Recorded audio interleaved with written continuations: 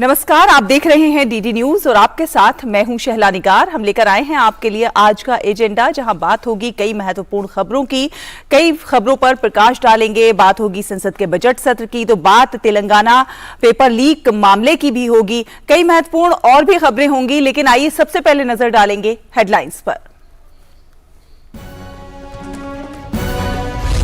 कई दिनों के हंगामे के बाद संसद के दोनों सदनों में आज कामकाज होने की उम्मीद। केंद्रीय मंत्री पुरुषोत्तम रूपाला तटीय जल कृषि प्राधिकरण संशोधन विधेयक 2023 करेंगे पेश। कानून मंत्री किरेन रिजिजू निरसन और संशोधन विधेयक 2022 को पारित कराने के लिए करेंगे पेश।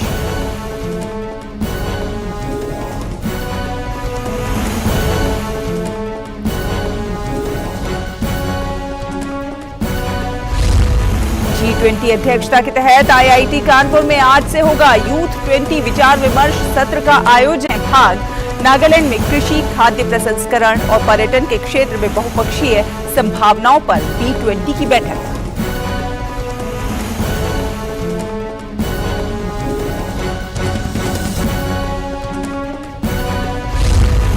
तेलंगाना भाजपा अध्यक्ष एवं लोकसभा सदस्य बंदी संजय को राज्य पुलिस ने आधी रात को किया गिरफ्तार। बोर्ड परीक्षाओं के पेपर लीक का मामला उठाने और राज्य सरकार पर विफल होने का लगाया था आरोप। बांदी पेपर लीक मामले में आज करने वाले थे प्रेस कॉन्फ्रेंस।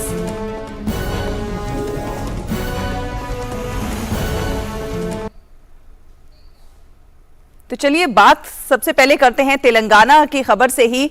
तेलंगाना भाजपा के प्रदेश अध्यक्ष और लोकसभा सांसद बंदी संजय को आधी रात को गिरफ्तार किया गया है। उन्हें करीमनगर में उनके रिश्तेदार के घर से गिरफ्तार किया गया। बंदी संजय को पुलिसकर्मियों द्वारा घसीटकर पुलिस वैन में बिठाया गया। पुलिस की इस कार्रवाई के बाद माहौल वहां पर तनावपूर्ण हो गया है। गिरफ्तारी के दौरान बंदी संजय और पुलिस के बीच काफी बहस भी हुई। बंदी संजय के समर्थकों और पार्टी कार्यकर्ताओं ने पुलिस को रोकने की भी कोशिश की। संजय को हैदराबाद के बाहरी इलाके में एक छोटे से शहर गजुला रामाराम के एक पुलिस स्टेशन में ले जाया गया। इसके बाद बड़ी संख्या में भाजपा के कार्यकर्ता थाने पहुंचे और गिरफ्तारी के विरोध में उन्होंने नारेबाजी भी की। भाजपा नेतृत्व ने भी गिरफ्तारी की निंदा की है। जानकारी के मुताबिक बंदी संजय ने अपनी गिरफ्तारी के बारे में लोकसभा सचिवालय को सूचित किया था। गौरतलब है कि 10वीं कक्षा के बोर्ड के पेपर लीक होने की सूचना मिलने के बाद बंदी संजय ने राज्य सरकार पर पारदर्शी तरीके से परीक्षा आयोजित करने में नाकाम रहने का आरोप लगाया था। पेपर लीक होने को लेकर बंदी संजय आज सुबह एक प्रेस कॉन्फ्रेंस करने वाले थे। तेलंगाना राज्य लोक सेवा आयोग ने भी प्रश्न पत्र लीक होने के बाद पिछले महीने कई प्रतियोगी परीक्षाओं को रद्द कर दिया था।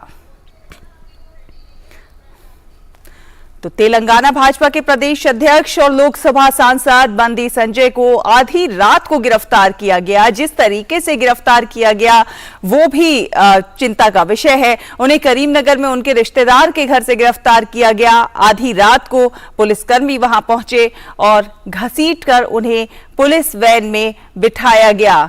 तो गिरफ्तार करने की जो प्रक्रिया थी वो भी जो है उस पर भी सवाल उठाए जा रहे हैं। पुलिस की कार्रवाई के बाद माहौल तनावपूर्ण हो गया है।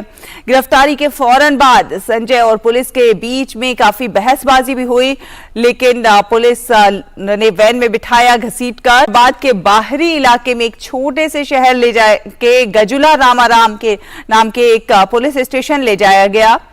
जिसके बाद बड़ी संख्या में भाजपा के कार्यकर्ता भी वहां थाने पर पहुंचे और गिरफ्तारी के विरोध में उन्होंने नारेबाजी की। भाजपा नेतृत्व ने भी गिरफ्तारी की निंदा की है।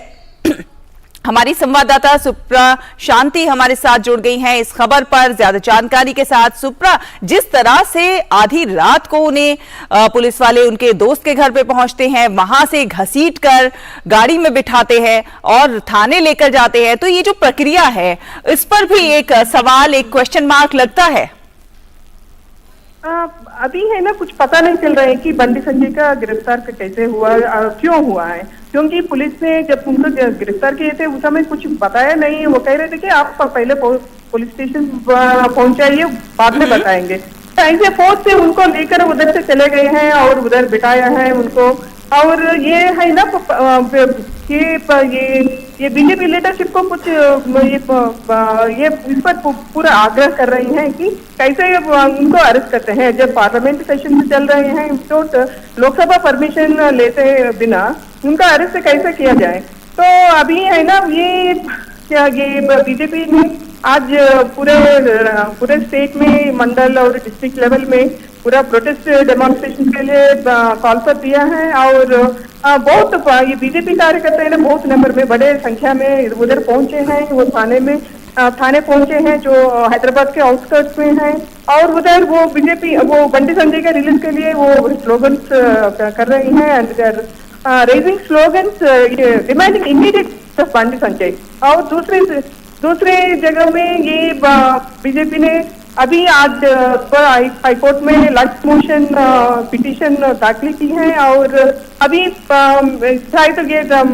लंच अभी आज ही ये हियरिंग पर आने का चांसेस हैं। तो अभी थोड़ी देर के पहले सेंट्रल मिनिस्टर पर्यटक शाखा मंत्री किशन रेड्डी जी भी ये अरेस्ट को कंडेम किया है। वो कह रहे थे कि ये पूरा केसीआर फैमिली का ये कुछ अराजक। लेकिन उन्हें सुप्रा, उनको पहले से इस बात की जानकारी थी कि उनकी जो है गिरफ्तारी हो सकती है, और उन्होंने इस बात को जाहिर भी किया था कि उन्हें गिरफ्तार किया जा सकता है।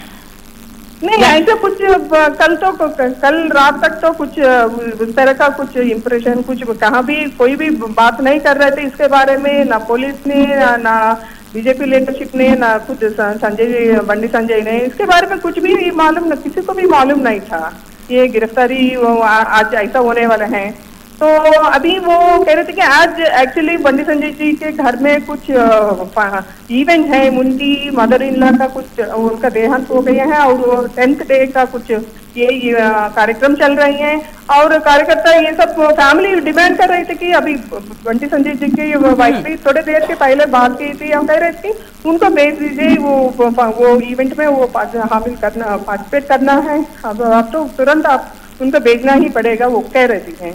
तो किसी को मालूम नहीं था कि इस तरह उनका अरेस्ट हो जाए। अच्छा, जिस तरह से पेपर लीक मामले में बंटी संजय ने राज्य सरकार पर कई आरोप लगाए हैं, पारदर्शी तरीके से परीक्षा ना कराने की बात कही है, कहीं ना कहीं राज्य सरकार के इससे हम कह सकते हैं प्रेस मीट का कुछ रोकने के लिए, और प्रेस मीट में जो एविडेंसेस वो दिखाएगा वो उसको, क्योंकि कल भी वो क्वेश्चन पेपर को वो दिखाया कर भी बंटी संजय ने बात की था, तो शायद वो किसी को प्रेस मीट को रोकने के लिए वो शायद गिरफ्तार भी कर सकता किया होगा।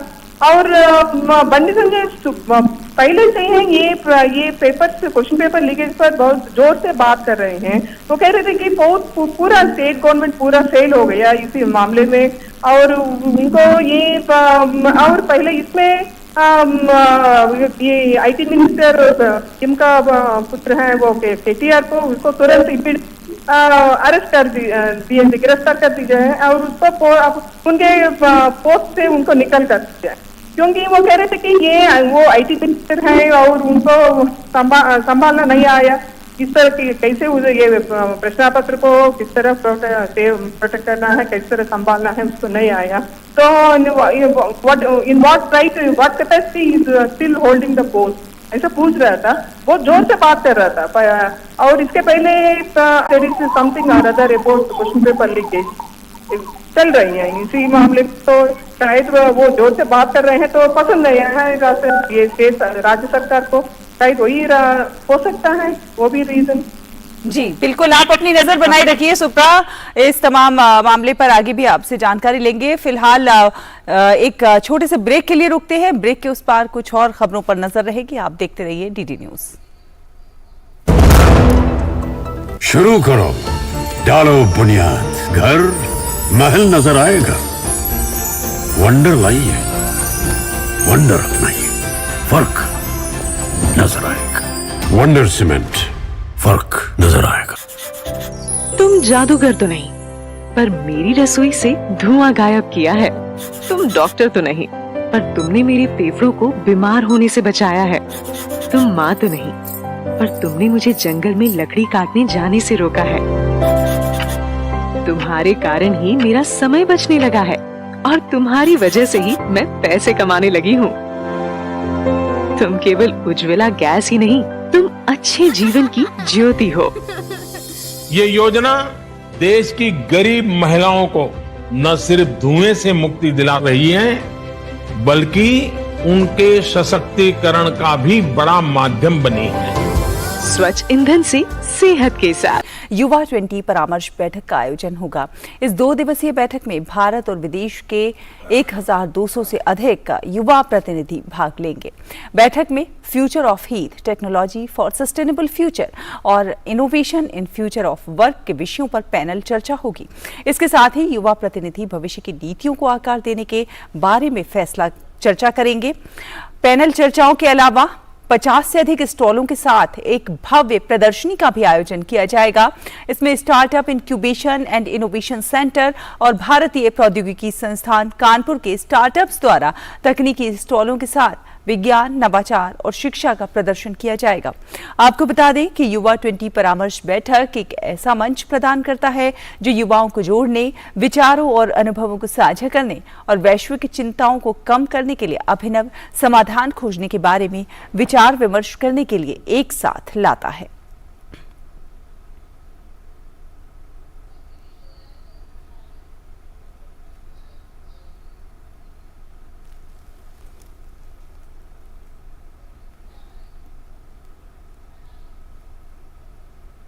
और नागालैंड के कोहिमा में पूर्वोत्तर क्षेत्र के चौथे B20 सम्मेलन का आज दूसरा दिन है। बैठक के दूसरे दिन आज कई बैठकें आयोजित होंगी। कृषि एवं खाद्य प्रसंस्करण, पर्यटन और सूचना प्रौद्योगिकी में बहुपक्षीय व्यापार साझेदारी का अवसर सम्मेलन का मुख्य विषय है। B20 वैश्विक व्यापार समुदाय का प्रतिनिधित्व करने वाला एक आधिकारिक G20 संवाद मंच है। ये G20 के सबसे प्रमुख संवाद समूहों में से एक है, जिसमें कंपनियां और व्यावसायिक संगठन प्रतिभागियों के रूप में मौजूद हैं। बैठक से पूर्वोत्तर में अर्थव्यवस्था के महत्वपूर्ण क्षेत्रों के विकास में सहायता मिलेगी। इसके साथ ही आर्थिक विकास को सुविधाजनक बनाया जाएगा। बैठक के अलावा वहीं प्रतिनिधि नागालैंड की संस्कृति से भी रूबरू होंगे।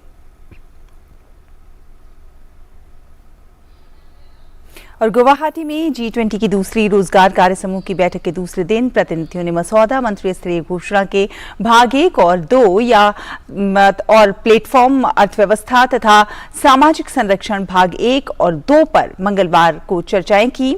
सत्र के अंतिम दिन सामाजिक संरक्षण, सतत वित्त और वैश्विक कौशल अंतराल संबोधन पर चर्चाएं हुई। सदस्य देशों के कुल 74 प्रतिनिधियों, अतिथि देशों तथा अंतर्राष्ट्रीय संगठनों ने इस 3 दिवसीय सम्मेलन में भागीदारी की है। श्रम और रोजगार मंत्रालय भारत सरकार भारत की G20 की अध्यक्षता के अंतर्गत रोजगार कार्य समूह के लिए नोडल मंत्रालय है।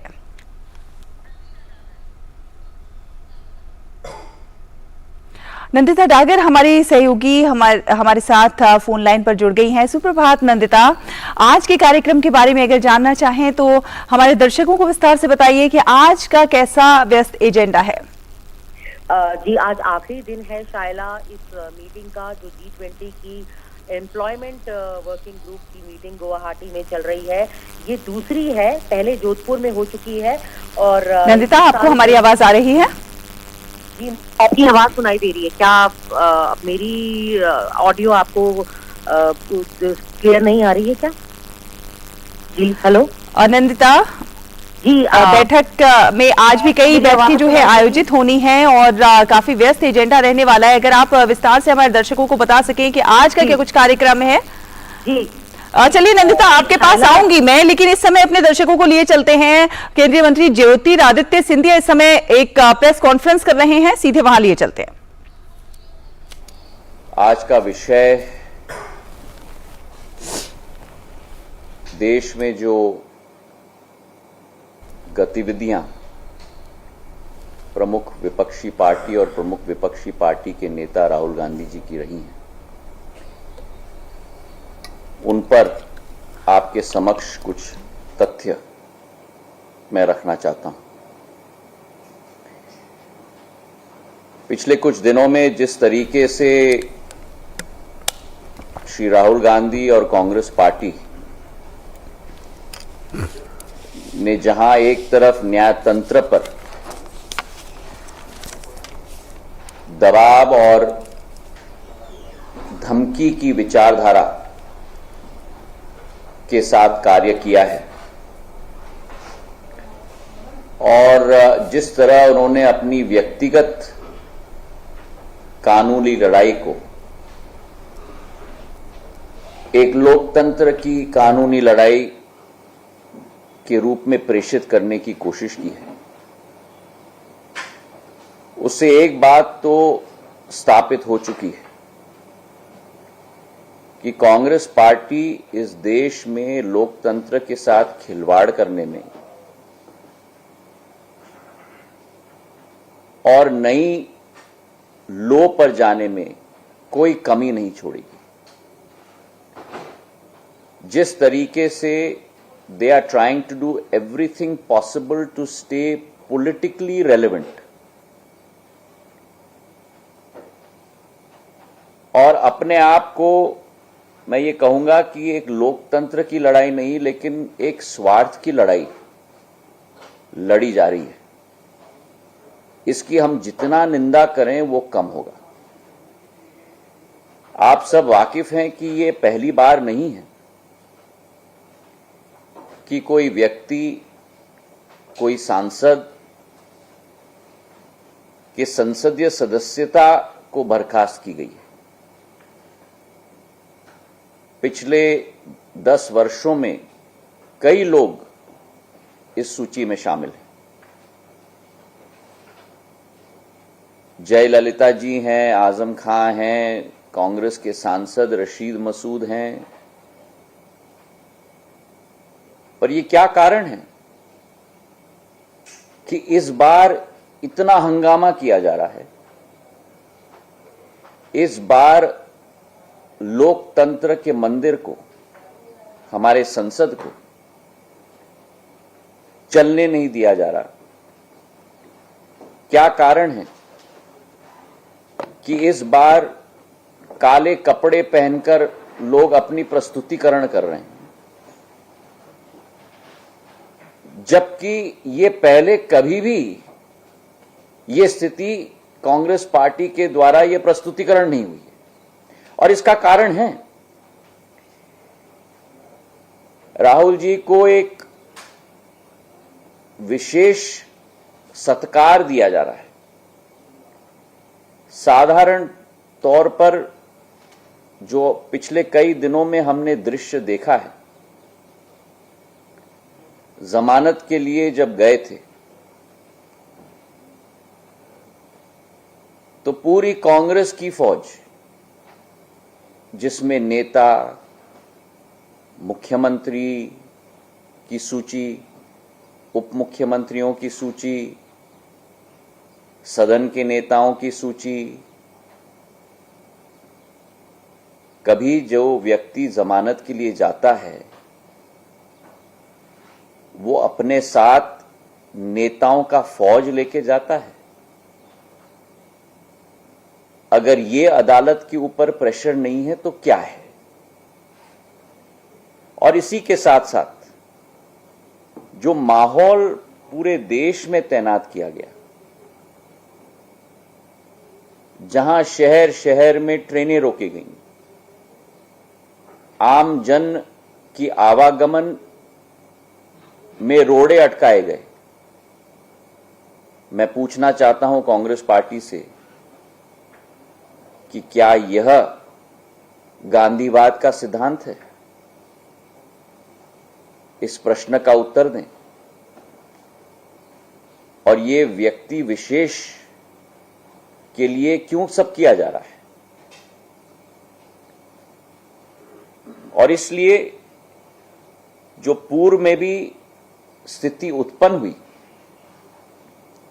2013 तक पीपल रिप्रेजेंटेशन एक्ट में सेक्शन 8/4 1951 का मानहानि के मामले में किसी व्यक्ति के ऊपर कन्विक्शन अगर किया जाता था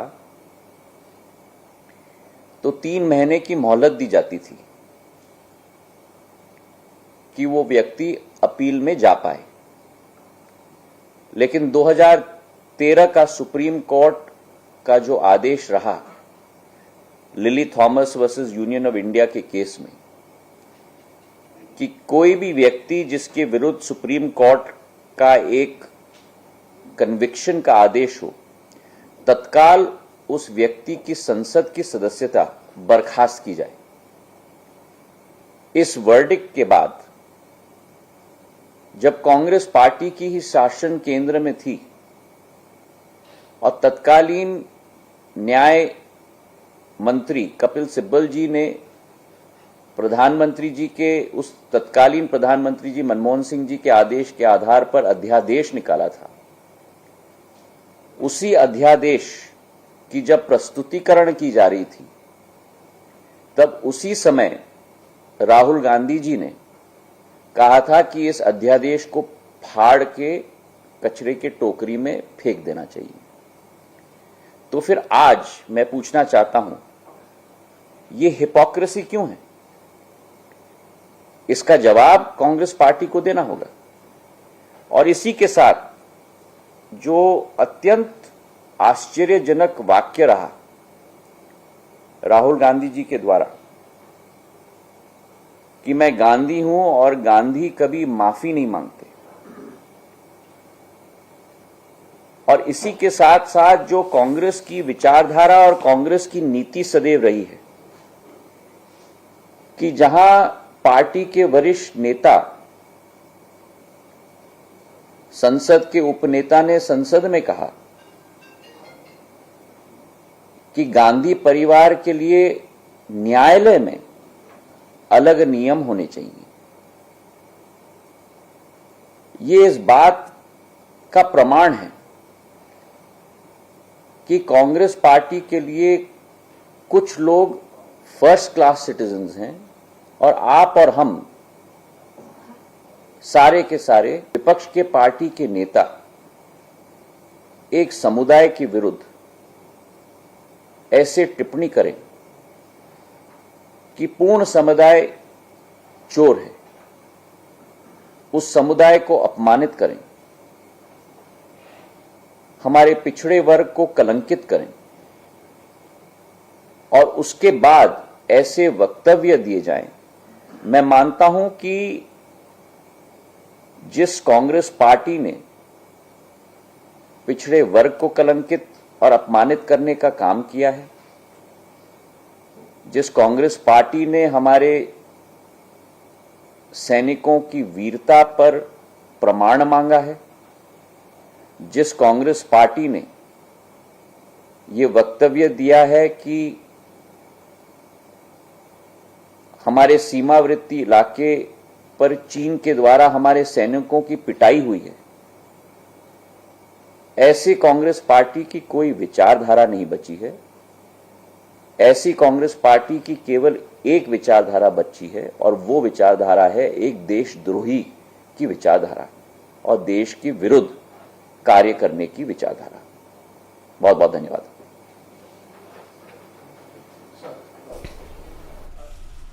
तो केंद्रीय मंत्री ज्योतिरादित्य सिंधिया को आप सुन रहे थे। प्रेस कॉन्फ्रेंस करके उन्होंने कांग्रेस पार्टी पर, राहुल गांधी पर कई बड़े इल्जाम लगाए। उन्होंने राहुल गांधी को आड़े हाथों लिया। उन्होंने कहा कि लोकतंत्र के मंदिर को चलने नहीं दिया जा रहा है। उन पर उन्होंने आरोप लगाया कि उन्होंने अपनी व्यक्तिगत लड़ाई को लोकतंत्र की लड़ाई बनाकर पेश करने का, प्रस्तुत करने का काम किया है। अपने स्वार्थ में वो न्यायतंत्र पर जिस तरह से दबाव डाल रहे हैं उसको भी उन्होंने चिंताजनक बताया। उन्होंने कहा कि 10 वर्षों में कई लोगों की संसद सदस्यता गई है, लेकिन इस तरह का व्यवहार किसी की तरफ से देखने को नहीं मिला।